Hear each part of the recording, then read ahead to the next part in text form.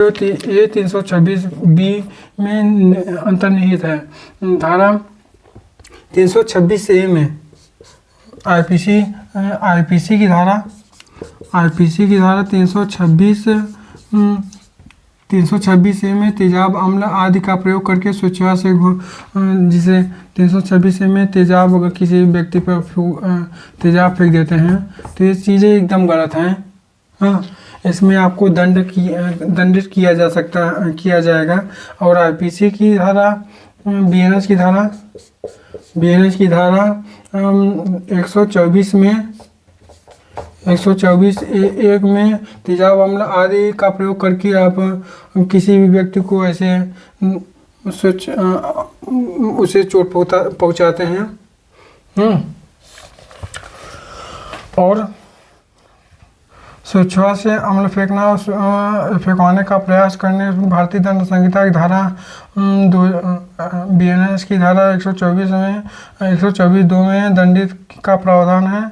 इसमें न्यूनतम सजा 5 वर्ष अधिकतम 7 वर्ष तक का जुर्माने से दंडित किया जाएगा। यह धारा आईपीसी की धारा 326 ख में लिखित है।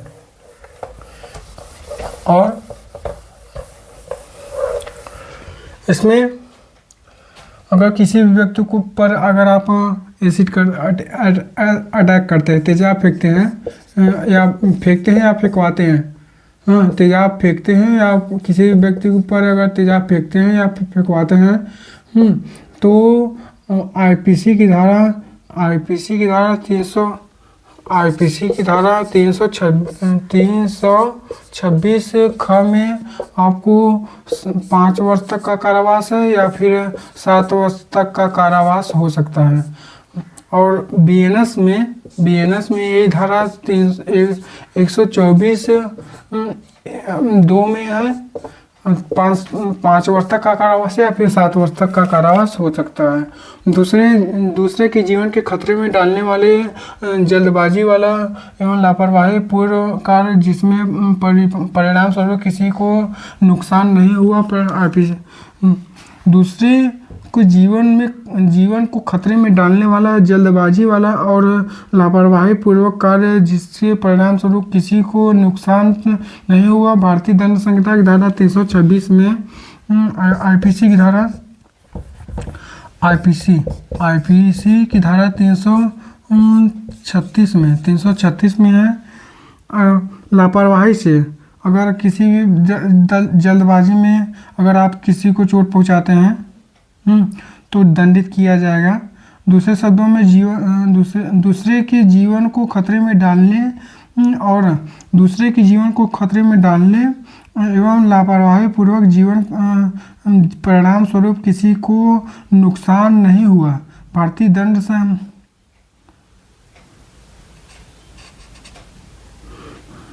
नुकसान हुआ 125 बीएनएस की धारा 125 में के तहत है। और आईपीसी की धारा 336 125 और आईपीसी की धारा 339 में सदोष अवरोध है। 339 में सदोष अवरोध है।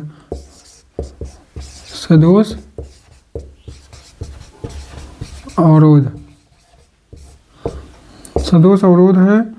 भारतीय बीएनएस की धारा 127 में सदोष अवरोध है। इसमें बीएनएस में 127 सदोष अवरोध। और भारतीय दंड संहिता की धारा 300 आईपीसी की धारा सदोष अवरोध आईपीसी की धारा 339 340 में सदोष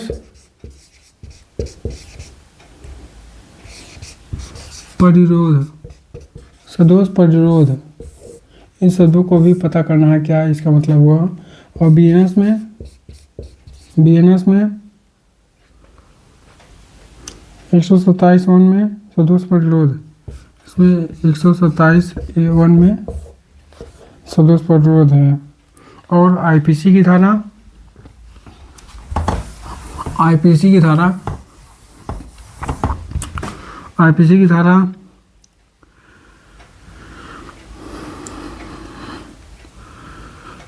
आईपीसी की धारा 341 में 341 में सदोष प्रतिरोध, सदोष अवरोध के लिए 1 माह तक का कारावास या 500 रुपये तक का जुर्माना या फिर दोनों से प्रावधान है। इसमें सदोष अवरोध, सदोष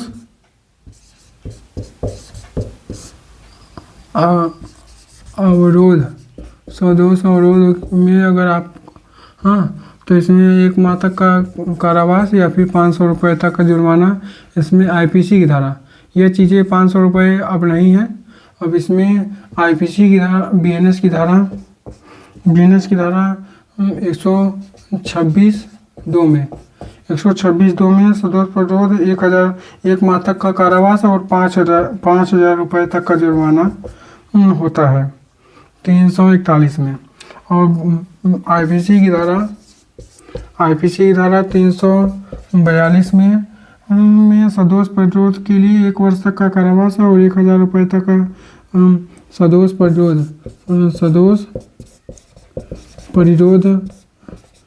सदोष प्रतिरोध में 1,000 रुपये तक का जुर्माना, 1,000 रुपये तक का जुर्माना और या फिर 1 माह तक 1,000 रुपये जुर्माना या फिर 1 माह तक का कारावास हो सकता है।